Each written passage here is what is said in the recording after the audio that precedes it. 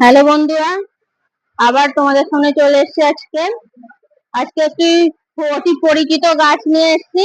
এটি অর্কিড। তোমরা সবাই চেনো কম বেশি এই গাছটিকে। এটি একটি পাহাড়ি গাছ, আর এটি ইনডোর আউটডোর দু জায়গাতেই রাখতে পারো। এই গাছটা তেমন কিছু যত্ন লাগে না, শুধু রোজ 3 দিনে 3বার করে গাছটাকে স্নান করে দিতে হয়। তার মধ্যে একবার 19-19 বলে একটি ওষুধ পাওয়া যায়, ওই ওষুধটা জলের মধ্যে মিশিয়ে ওটা দিনে একবার স্নান করাবে, আর 2বার এমনি প্লেন জল দিয়ে স্নান করে দেবে। কারণ ওই 19-19টাই হচ্ছে এই গাছের পাতার খাবার একমাত্র।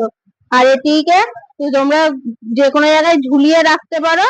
আর এটি রাখলে পরে তার নিচে একটি জলের পাত্র রাখবে, ওই জলটাই টেনে টেনে সারাদিন খাবে।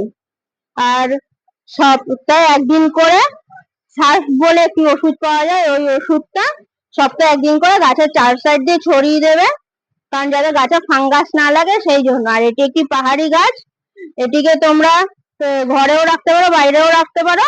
আর এই গাছের ফুল সারা বছর থাকে, আর অনেকদিন করে গাছে থাকে ফুল।